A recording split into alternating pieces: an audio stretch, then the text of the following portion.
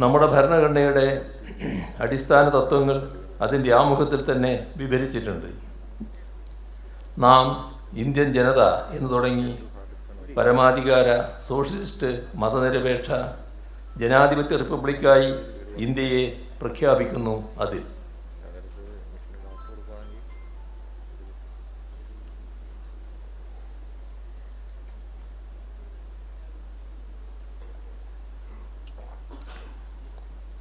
ഈ രാജ്യത്തെ പൗരന്മാർക്കെല്ലാം നീതി, സ്വാതന്ത്ര്യം, തുല്യത, സാഹോദര്യം എന്നിവ ലഭ്യമാക്കുന്നതിനുള്ള പ്രതിജ്ഞ ചെയ്തുകൊണ്ടാണ് ഭരണഘടനയെ നമുക്കായി സമർപ്പിക്കുന്നത്.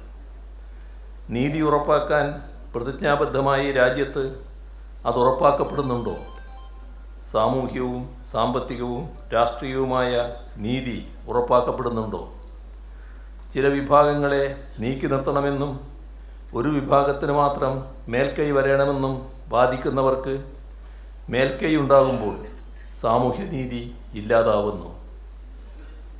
ദരിദ്രർ കൂടുതൽ ദരിദ്രരാകുമ്പോൾ സാമ്പത്തിക നീതി ഇല്ലാതാവുന്നു.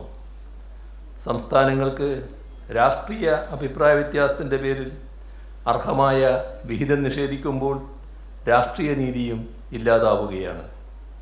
സ്വാതന്ത്ര്യമെന്നത് ചിന്തിക്കാനും അഭിപ്രായ പ്രകടനം നടത്താനും ആവിഷ്കാരം നടത്താനും ആരാധന നടത്താനുമുള്ള സ്വാതന്ത്ര്യം കൂടിയാണ്.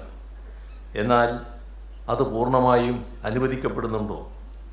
ഇല്ലെന്ന് തന്നെ പറയേണ്ടി വരും. അഭിപ്രായം പ്രകടിപ്പിച്ച ചിലർക്ക് ജീവൻ നഷ്ടമാകുന്ന അവസ്ഥ, മറ്റു ചിലർക്ക് ജയിലിലാകേണ്ടി വരുന്ന അവസ്ഥ.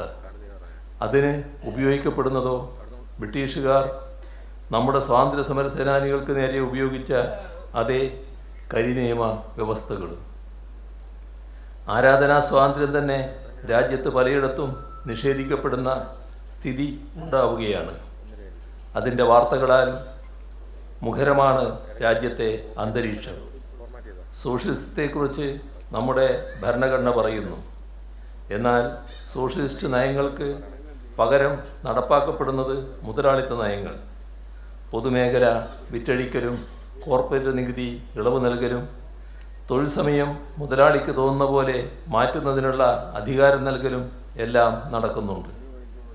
ഇത്തരത്തിൽ ഭരണഘടനയുടെ അടിസ്ഥാന തത്വങ്ങൾ തന്നെ ഭരണഘടനാപരമായി നിലവിൽ വന്ന സർക്കാരുകൾ വ്യതിചലിക്കുമ്പോൾ ഓരോ ആർട്ടിക്കിളിലേക്കും നമ്മുടെ ഭരണഘടനാ അസംബ്ലി എത്തിച്ചേർന്നെങ്ങനെയെന്ന് പരിശോധിക്കുന്നത് ഉചിതമാകും. മതനിരപേക്ഷത, പൗരത്വം, സംസ്ഥാനങ്ങളുടെ പദവി, പ്രസിഡൻഷ്യൽ ഭരണരീതി എന്നിങ്ങനെയുള്ള വിഷയങ്ങൾ നമ്മുടെ ഭരണഘടനാ ശില്പികൾ ചർച്ച ചെയ്തിരുന്നു. അതിലോരോന്നിലും അവർ തീരുമാനങ്ങളിൽ എത്തിച്ചേർന്നത് എങ്ങനെ? ഇതെല്ലാം പൊതുജനങ്ങൾക്ക് മനസ്സിലാക്കാം.